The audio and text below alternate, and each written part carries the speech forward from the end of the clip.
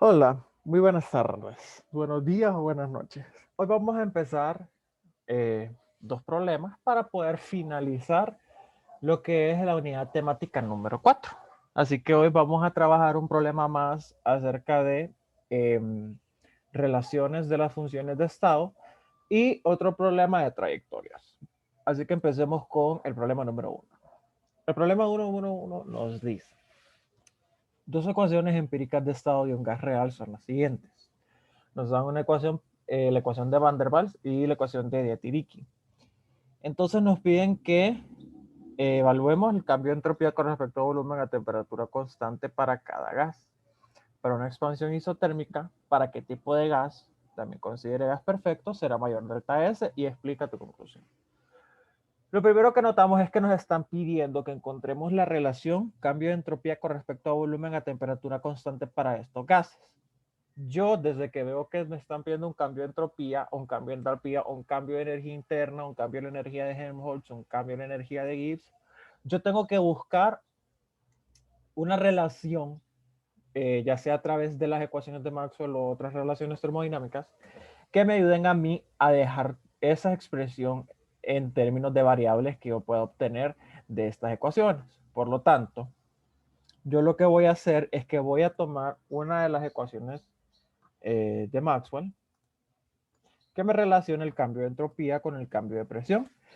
Y a partir de esta ecuación yo voy a encontrar ese cambio de entropía con respecto a volumen. ¿Cómo? Pues como ese es equivalente al cambio de presión con respecto a temperatura, volumen constante, lo que voy a hacer es que voy a derivar ambas expresiones con respecto a temperatura a volumen constante.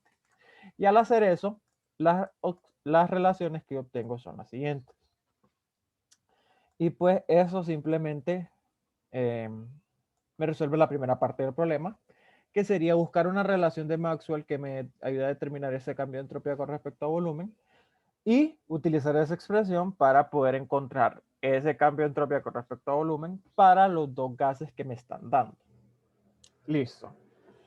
Luego me dice, para una expansión isotérmica, ¿qué tipo de gas, para qué tipo de gas será mayor el delta S? Y nos pide que consideremos también un gas perfecto. Por lo tanto, voy a venir a agarrar esa expresión para un gas perfecto,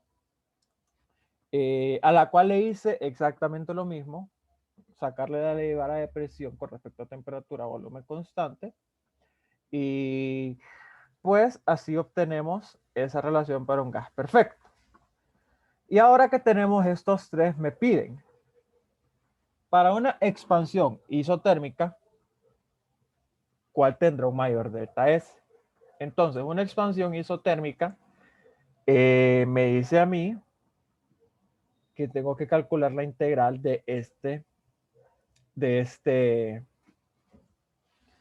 la integral de esta derivada parcial. ¿Por qué? Porque tengo una expansión, es decir, un cambio de volumen isotérmica, esta es esta temperatura constante, y que les calcule el cambio de entropía, es decir, cambio de entropía con respecto a volumen a temperatura. Y al integrarlo voy a obtener el cambio de entropía total para ese cambio de volumen a temperatura constante. Así que voy a tomar, ¿verdad? Estas ecuaciones de aquí, las vamos a pegar aquí arriba. Ok. Entonces habíamos dicho que íbamos a integrar esa derivada parcial. También podemos verlo de la forma en que si nosotros integramos una derivada, es decir, derivamos con respecto al volumen e integramos nuevamente con respecto al volumen, estos derivadas de volumen se van a cancelar y lo que me queda simplemente es un cambio de entropía, por si lo prefieren ver de esa manera. Ahora, vamos a tener que integrar cada una de las expresiones. Entonces, al integrar estas expresiones, puedo obtener valores distintos y expresiones distintas. Y a mí lo que se me pide determinar es para qué tipo de gas tendremos un mayor delta S y que expliquemos por qué. Ok, yo aquí ya lo he determinado, que es aquí, y voy a explicarles la razón por la cual eh, obtenemos estos valores. Ok, primero que todo, para un gas perfecto y un gas de Van der Waals, haciendo la comparación, vamos a tener que un gas de Van der Waals va a tener un valor de delta S mayor que el gas perfecto. Porque si nos fijamos en el denominador del gas de Van der Waals, tenemos el volumen molar menos una constante. En cambio, en el gas perfecto solo tenemos el volumen molar. Por lo tanto, el denominador del gas de Van der Waals será menor y su integral total tendrá un valor mayor que el del gas perfecto. Por lo tanto, así ordenamos Van der Waals y gas perfecto. Y luego hacemos una comparación del gas de Dieterich con respecto a el gas perfecto. Podemos notar que nuevamente tenemos un volumen molar de volumen molar menos B sobre volumen molar. Y eso nos haría que el numerador fuese más grande. Aunque aquí tenemos esta expresión de aquí, acompañando el R, pero ya vamos a ver en comparación al gas de Van der Waals, dónde se posiciona el gas de Dieterich. Disculpen si no estoy pronunciando bien la palabra, ¿verdad? Ok, pero en este caso estamos considerando que la A y la B de todos estos son iguales. Así que eso. Entonces lo que tendríamos acá sería que el gas perfecto también tiene un delta S menor que el gas del gas de Dieterich. Ahora vamos a hacer la comparación del gas de Van der Waals y el gas de Dieterich. Entonces, podemos notar que en el numerador el Van der Waals tiene un R. En el numerador el gas de Dieterich tiene un R multiplicado por toda esa expresión.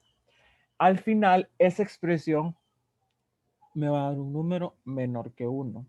Porque si nos fijamos, lo que tenemos es un epsilon elevado a un número negativo. Por lo tanto, vamos a tener una fracción aquí que nos va a dar un número menor que 1. Aquí también vamos a tener un número 1 más. Puede que tengamos un número no mayor de 2 o tal vez un máximo de 2. Depende de la constante A.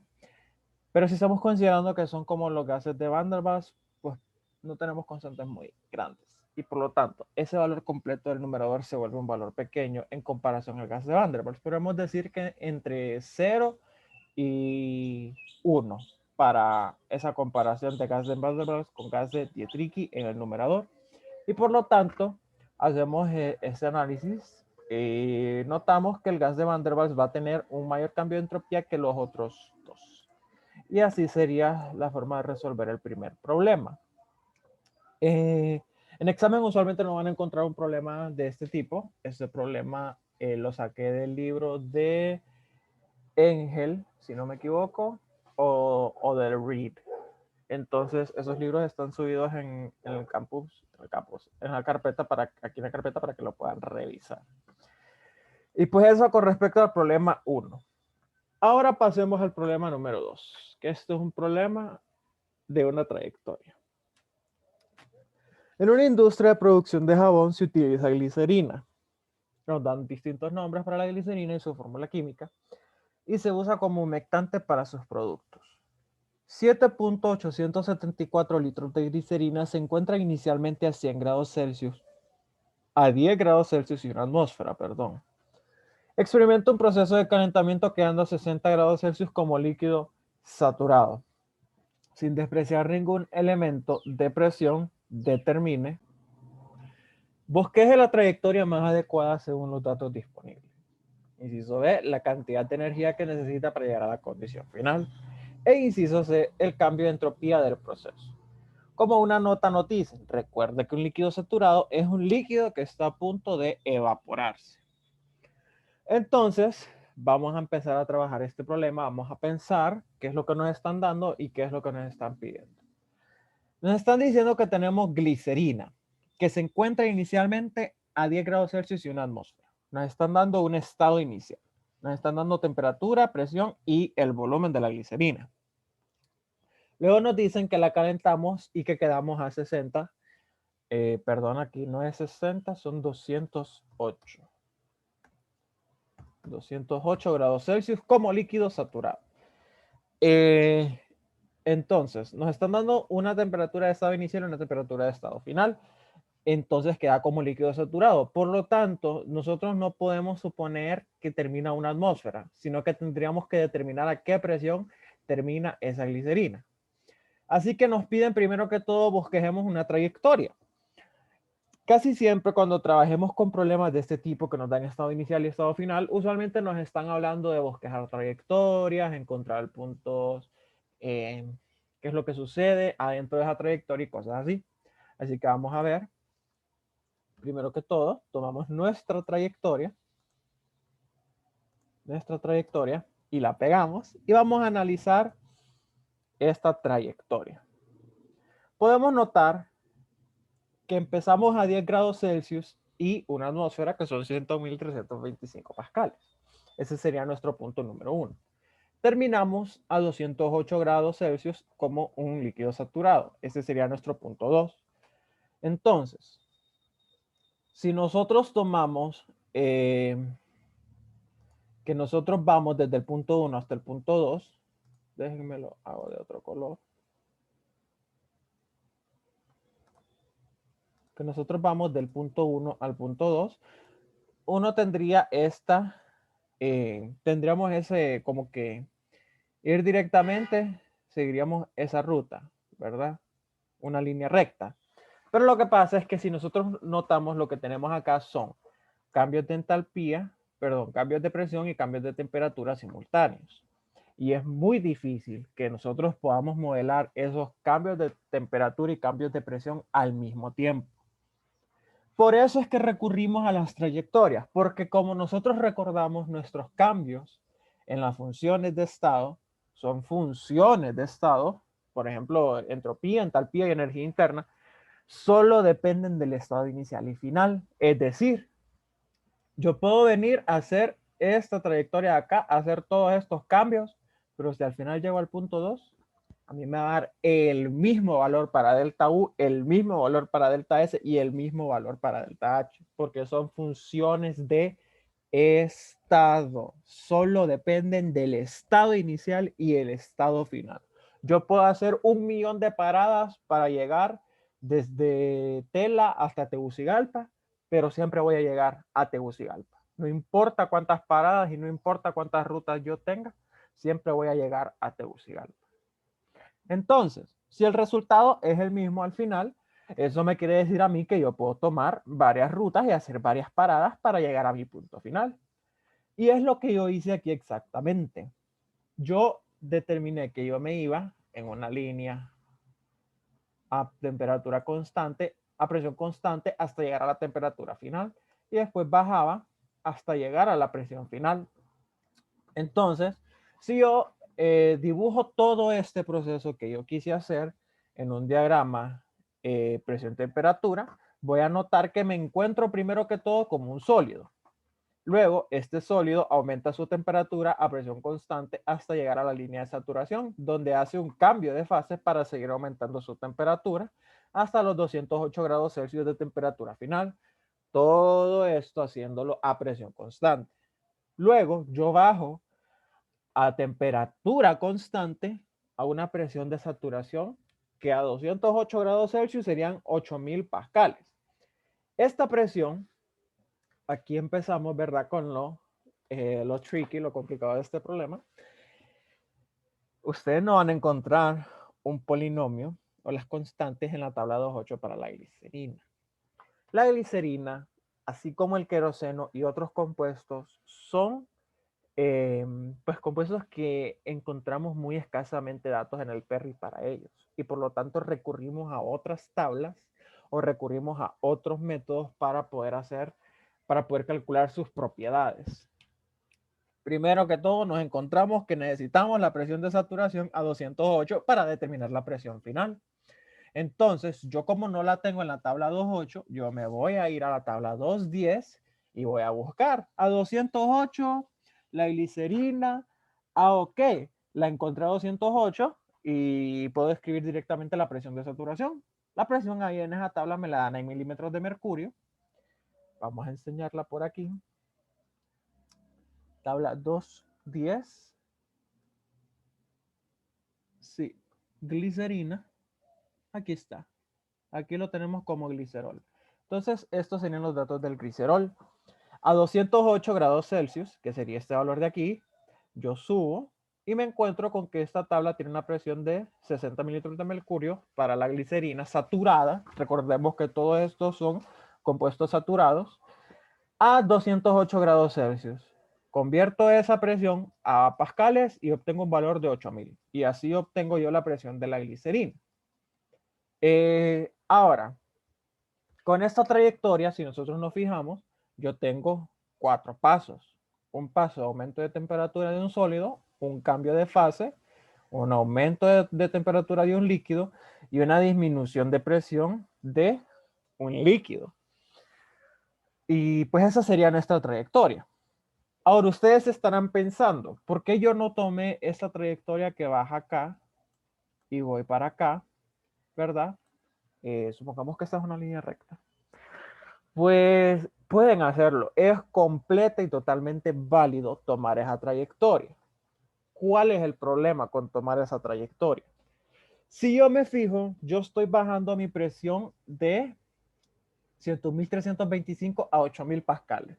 Es decir, estoy bajando de la presión atmosférica a una presión de vacío. En el Perry, ustedes no van a encontrar datos a 8.000 pascales. En el Perry, ustedes van a encontrar datos a presión atmosférica o a presión de saturación, como en el caso de los EPs, la densidad y esos polinomios. Pero los datos que estén tabulados, ustedes los van a encontrar a una atmósfera. Si yo bajo mi presión a 8.000 atmósferas y quiero utilizar esos datos a una atmósfera, voy a tener problemas al hacer ese cálculo. ¿Por qué? Porque mi CP, recordemos que no es el mismo a una atmósfera que a 8.000 pascales, porque es a presión constante. Es decir, yo tengo mi CP a una atmósfera, pero si lo quiero usar el CP de una atmósfera a 8.000 pascales, voy a tener una variación de ese dato. Y por lo tanto es mejor trabajar, siempre que trabajemos cambios de temperatura, trabajarlos a presión de una atmósfera. Ahora, ¿qué hubiera sucedido si nuestro punto inicial era aquí, 8.000 pascales y 10 grados Celsius? Yo no me hubiera ido directo para acá a irme al punto 2. No, porque ahí caemos en lo mismo de que no tengo datos para esa presión. Entonces lo que yo haría sería subir a una atmósfera manteniendo la temperatura constante. Después aumento la temperatura y después hago el cambio de presión nuevamente a llegar otra vez a 8.000. Pero todo está en buscar llegar a una presión de una atmósfera, ya sea sólido, ya sea líquido, ya sea un gas, porque a una presión de una atmósfera yo puedo modelar con los datos del Perry y si es un gas puedo modelar con gases ideales. Por eso es que mi punto de hacer una trayectoria en el que vuelva yo tenga que variar la presión siempre sea fijarme primero que todo. ¿Estoy a una atmósfera o no estoy a una atmósfera? Si estoy a una atmósfera, hago mi cambio de temperatura. Si no estoy a una atmósfera, busco hacer un cambio de presión primero hasta llegar a esa atmósfera a temperatura o a volumen constante y después busco a seguir. Esto en el caso en este caso específico y en otros casos que podemos notar también, ¿verdad? Como con gases. Pero algunas veces que les van a dar trayectorias con un gas perfecto que ya se encuentra a presiones bajas y pues si ya se encuentra a presiones tan bajas ese gas, no hay que hacer ese cambio. Pero digamos sólidos y líquidos hay que hacer este cambio para llegar a una atmósfera. Pues bueno, ya he explicado esto, voy a tomar mi trayectoria, plantearla como la vemos acá y ya les expliqué el por qué tomamos esto. Aumentamos temperatura y después disminuimos la presión. Y ese sería el primer inciso. Ahora, déjenme, tengo que deseleccionar el lápiz. Vamos a tener que el inciso B nos pide la cantidad de energía que se necesita para llegar a la condición final. Cuando a mí me piden una cantidad de energía, automáticamente a mi mente se me viene a hacer un balance de energía. Y es lo que voy a hacer. Vamos a hacer este balance de energía aquí. Y lo que vamos a tener, cambio de energía en el sistema, igual energía que entra menos energía que sale. El cambio de energía, aquí lo podemos apreciar, ¿verdad? Que los cambios de energía se pueden medir en energía interna, energía cinética y energía potencial. Y las entradas y salidas serían entalpía, calor y trabajo.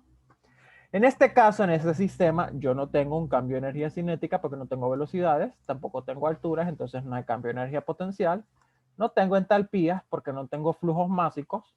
No tengo trabajo porque no estoy teniendo trabajo mecánico, tampoco turbinas ni compresores. Y no tengo un calor de salida, porque el problema solo me dice que estoy calentando. O sea, el fuente de calentamiento puede ser cualquiera, puede ser una resistencia, puede ser en un intercambiador, pero lo que tenemos es un cambio de energía y le está entrando un calor a este sistema. Por lo tanto, mi balance de energía me quedaría solamente el delta U del sistema es igual al calor que entre. Ahora, yo teniendo eso, me piden que determine la energía necesaria para llegar a la condición final, es decir, el calor de entrada. Mi calor de entrada lo puedo calcular a partir de mis cambios de energía interna. Vamos a agarrar acá y vamos a ver cómo este cambio de energía interna me sirve para calcular el calor. Ese cambio de energía interna lo puedo descomponer, como ya les había dicho, con los delta U de la trayectoria. Entonces mi delta U del sistema sería delta U1 más el delta U de fusión más el delta U2 más el delta U3. Y yo tomaría cada delta U de manera independiente y lo calcularía de manera independiente para al final hacer una suma de todos esos delta U. Y esto me daría el calor de entrada. Ahora mi delta U1 yo lo puedo aproximar a un delta H porque lo que tenemos es un sólido y por lo tanto no tenemos tanta variación entre el CB y en el CP como nosotros lo podemos observar en los problemas que hicimos el viernes, ¿verdad? Que nos pedían calcular un CV y no variaba tanto con el CP. Y eso para un líquido. Imagínense ahora para un sólido. Entonces podemos aproximar el delta U a un delta H para los sólidos. Lo que hacemos en ese caso no es aproximar a delta H, sino aproximar el CV a CP. Y como el CP está ligado al delta H, podemos escribir que eso es un delta H. Y tenemos un cambio de temperatura 1 a la temperatura de fusión. Y eso es el cálculo para el delta U1. Para el siguiente, que sería el de fusión, sería simplemente el delta H de fusión. Para el siguiente, que sería el delta U2, sería ahora CP de líquido menos presión por volumen por alfa, que sería la expresión completa para un cambio de temperatura de este sistema, ¿verdad? Esa se determina haciendo la demostración, o sea, demostrando que voy a utilizar esa ecuación para delta U. Este término de presión volumen alfa puede ser despreciable en algunos casos, pero ahorita lo vamos a tomar en consideración solo para efectos de cálculo, ¿verdad? Y lo otro que tenemos sería para el delta U3, que sería el cambio de presión. Esa expresión, presión volumen por capa menos temperatura volumen por alfa, multiplicado por un diferencial de presión. Ahora, lo siguiente que voy a hacer es determinar o sacar de alguna tabla todos esos datos, digamos el CP del sólido, necesitamos nuestro delta H, necesitamos nuestro alfa y nuestro kappa. Así que, como les había mencionado anteriormente, ese compuesto tiene datos escasos en el PERRI. Por lo tanto, yo lo voy a determinar de la siguiente forma, de las siguientes tablas. Y son tablas un poco rebuscadas, ¿verdad? Pero ya que llevan el curso del PERRI, imagino que las conocen muy bien. O sea, tienen que buscar datos en estas tablas para poder encontrar esto que tenemos aquí.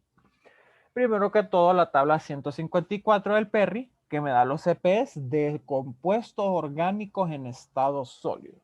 Vámonos a la tabla 154 aquí en nuestro PERRI. Perdón, tabla 154. Aquí está. Vamos a buscar el glicerol de EFG. Aquí está glicerol. Y nos encontramos que el glicerol varía de temperatura desde 265 negativo hasta 0.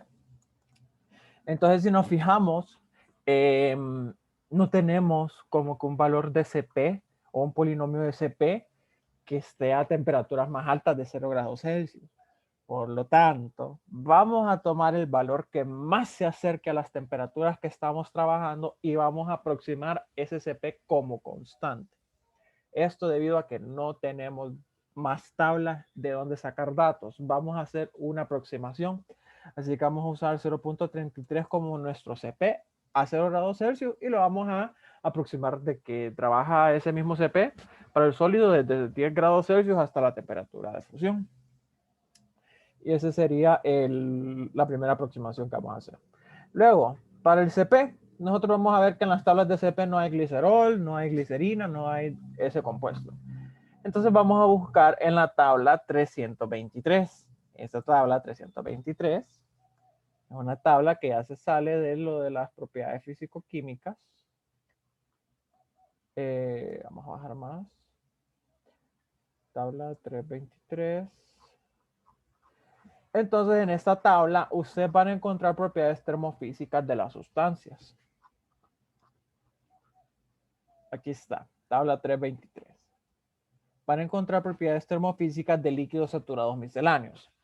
Aquí van a encontrar, apunten bien esta tabla porque puede que les sirva en algún momento.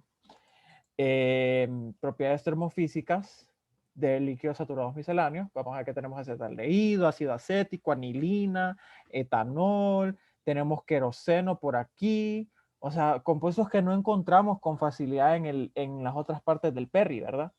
Entonces, de aquí nosotros nos fijamos, aquí hay glicerol, puedo sacar mis datos de glicerol de aquí. Entonces, ¿qué datos tenemos? Tenemos densidad, CP, viscosidad dinámica, conductividad térmica y el número de Prandtl. Pero los que a nosotros nos interesan son la densidad y el CP, que son estos de acá.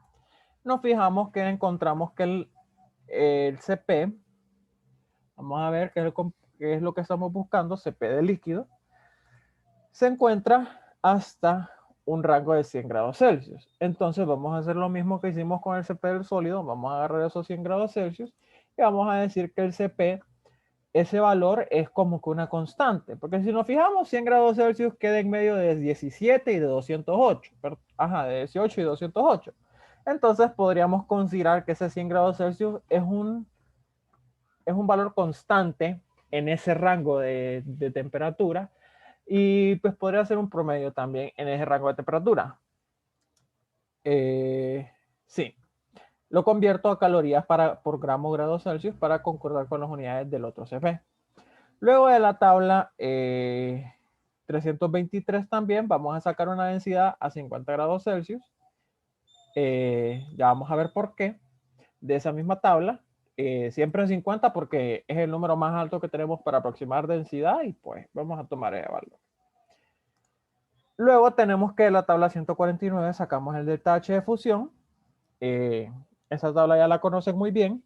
De la tabla 145 sacamos el kappa, de la tabla 137 sacamos el alfa, y pues también aproximando alfa y kappa, porque no, esa es la temperatura mayor para el alfa, 80 grados Celsius. Y como no tenemos el glicerol en el polinomio de densidad, no podemos calcular el alfa a una temperatura mayor. Así que nos vamos a quedar con el alfa a 80 grados Celsius. Y pues el kappa siempre es un valor que se aproxima bastante, ¿verdad? En cualquier caso, en cualquier problema que estemos trabajando. Así que nos vamos a quedar con ese valor de kappa.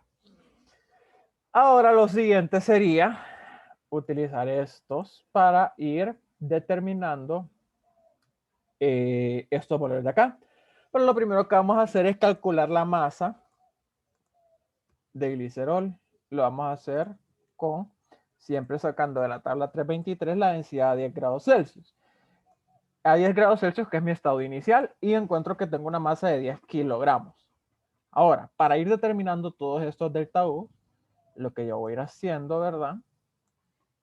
Vamos a ver aquí. Vamos a calcular de cada delta U por aparte. Vamos a ver entonces que aquí tendríamos delta 1. Vamos a ver. Aquí lo va a formato. Delta 1, delta U2, delta U3 y delta U4. El delta U1, perdón, son 3 delta U.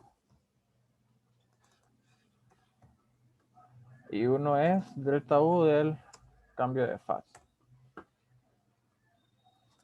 Ok, entonces el delta U1 primero sería el Cp del sólido, aquí lo tenemos, 0.33 calorías por gramo grados Celsius. Por un delta de temperatura, ya que lo que tenemos es una constante, si lo integramos tendríamos un delta de temperatura. Temperatura de fusión menos la temperatura 1. ¿Cuál es la temperatura de fusión? 1807.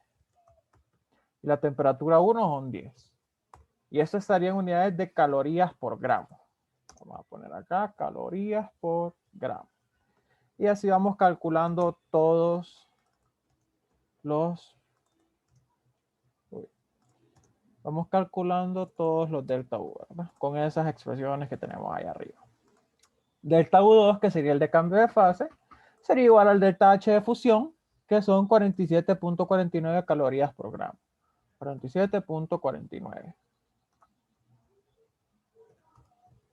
El delta U2, el delta U2 sería una integral desde Cp líquido menos presión volumen alfa, que es todo eso es un valor constante, ¿verdad?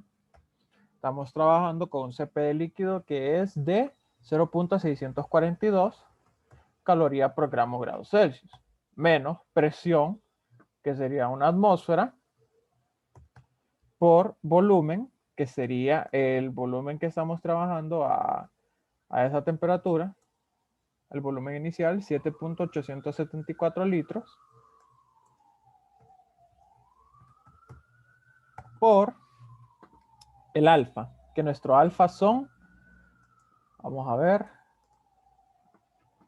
5.614 por 10 a la menos 4 kelvins. Ahora, aquí lo que nosotros tenemos es que quedamos con litros a atmósfera. Entonces tenemos que convertir esos litros a atmósfera a calorías. Para hacer eso vamos a multiplicar por un factor de conversión que es que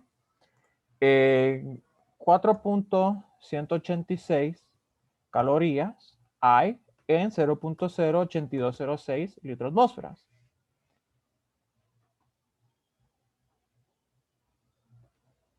Sí. Sí, creo que este es el factor de conversión. Solo déjenme revisar aquí en las tablas. Ok, ya corroboré y el valor completo aquí es 8.314 joules entre 0.08206 atmósferas. Y esto lo dividimos entre 4.184 joules para poder convertir completamente a calorías. Y obtenemos ese valor de ahí. Y pues el último delta U3 sería presión por volumen por capa. Una atmósfera. No, perdón. En este caso ya la presión ya es variable. Entonces tendríamos como constante temperatura volumen alfa. Entonces, para integrar la presión sería, en este caso, si sacamos las integrales, la presión quedaría al cuadrado sobre 2 y esto sería un delta P. Entonces tendríamos volumen por capa, volumen. Aquí es donde entra aquello que les decía de sacar esa densidad. Entonces, primero quiero calcular mi volumen número 2. Lo vamos a calcular en metros cúbicos. Vamos a calcularlo en metros cúbicos.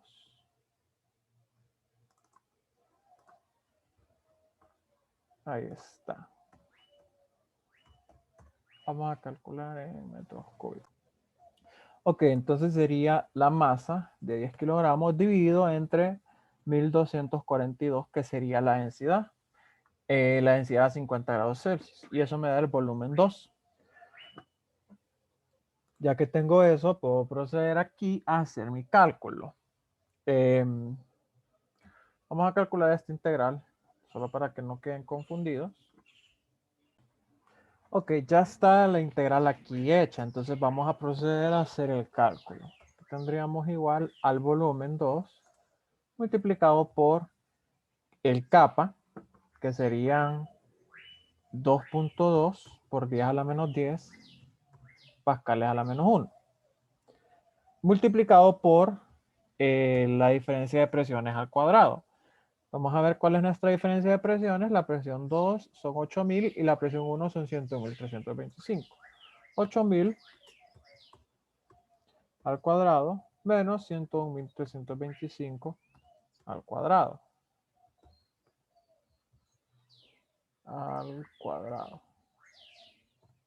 100.325. Y esto dividido entre 2. Y a esto le vamos a restar el valor de alfa, que son 5.614 por 10 a la menos 4 por la temperatura. Que la temperatura son 208 más 273 en kelvins. Y aquí lo que vamos a obtener, si ustedes se fijan, multiplicando esto, aquí me falta también multiplicar el delta de presión. Aquí al alfa por temperatura. Eso sí, no lo especifique aquí. Vamos a poner acá, alfa temperatura por presión. Entonces acá tenemos el alfa. Vamos a dejar entre paréntesis todas las expresiones para que no haya confusión. Alfa por temperatura por el cambio de presión. Que el cambio de presión sería presión 2 menos presión 1, 8000 menos 100.325. Y pues hacemos ese cálculo y obtenemos que nuestro delta U es de 202.96. Vamos a darle menos unidades a esto. Vamos a ver. Aquí. Ahí está. Entonces vamos a poder calcular un delta U total. Delta U total. Total. El delta U total del proceso sería la suma de esos 4. Suma de estos 4 delta U. Y a esto le damos a, como lo tenemos en caloría por gramo, lo queremos dejar de un solo en caloría, ya que tenemos la masa, lo vamos a multiplicar por 10.000. 10.000. Y el valor me queda ya de un solo en calorías. Vamos a ver aquí, calorías por gramo. Me queda en calorías. Ok, aquí había cometido un error en el delta U2, un error, un pecado.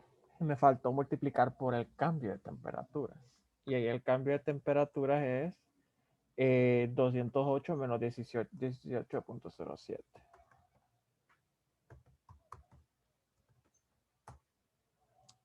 Y ahí ya obtenemos pues una respuesta más razonable, ¿verdad? Entonces ya este sería nuestro valor final de delta U. Esto lo voy a poner en notación científica, ¿verdad? Vamos a dar 3 puntos unidades después del punto. Y ese sería nuestro delta U calculado para todo el proceso. Ahora, el siguiente inciso a mí me pide calcule el cambio de entropía del proceso. El cambio de entropía del proceso lo vamos a calcular con las siguientes ecuaciones que tengo aquí. ¿Verdad? Y vamos a hacer lo mismo, con lo que aquí vamos a calcular delta S. Delta S1, delta S, cambio de fase, delta S2 y delta S3. Recordemos que esos delta S también fueron determinados utilizando esas relaciones de las ecuaciones de Maxwell y esas deducciones, ¿verdad? Entonces, no piensen que aquí lo único que hice fue venir a dividir, ¿verdad? Sí, sí, ok. Entonces vamos a determinar esos delta S. Entonces primero el delta S1 sería igual a ¿qué? Sería igual a ¿qué? Al CP sobre T y eso lo integramos. Es decir, el CP del sólido son 0.33 por el logaritmo natural de las temperaturas. Las las temperaturas serían temperatura 1 sobre temperatura de fusión. En este caso, como ya lo que tenemos es un cociente, sí debemos convertir a kelvins. Entonces sería temperatura de fusión sobre temperatura 1, 18 sobre 10. Entonces, 18.07 entre 10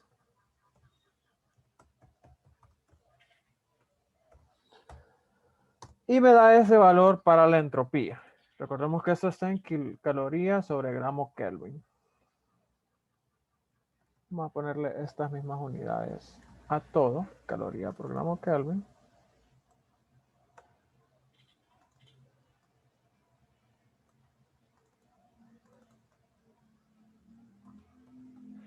¿Verdad? Y ya que tenemos eso, vamos a seguir calculando los delta S. El del siguiente sería el delta H de fusión, que sería este mismo que tenemos acá, entre la temperatura de fusión, 18.07 más 273.15. El delta S2 sería el CP de líquido, el mismo caso que tenemos aquí del delta S1, pero con el CP de líquido. El CP de líquido es 0.642. 0.642. Y el último caso sería el negativo volumen de alfa por el cambio de presión. Aquí en el delta S2, las temperaturas tengo que cambiarlas también, que sería temperatura 2 y temperatura de fusión. Es decir, 208 y 1807.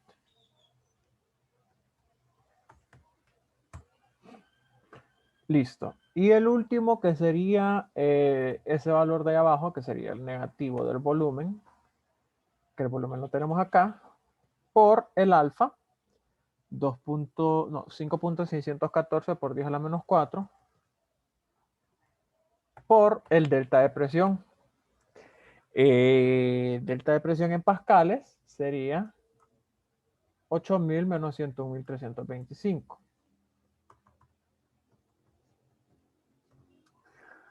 Y así obtenemos nuestro delta S3. Ahora vamos a obtener un delta S total sumando todos estos valores de delta S que tenemos acá y multiplicándolos por 10.000, que sería la masa. Y ahí obtenemos nuestro delta S total.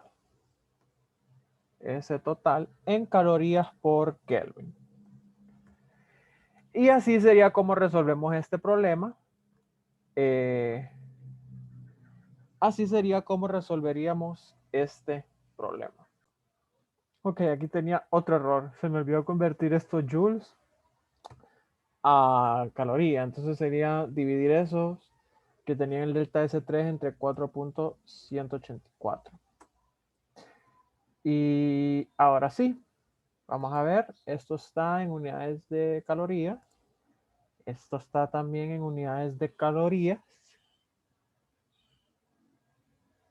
Sí. Y el delta 1 también es en unidades de calorías. Y esta sería mi respuesta final. Y pues así obtenemos ya lo que es nuestro delta S y nuestro delta U. Si tienen alguna pregunta pueden hacérmela saber y pues muchísimas gracias por su atención.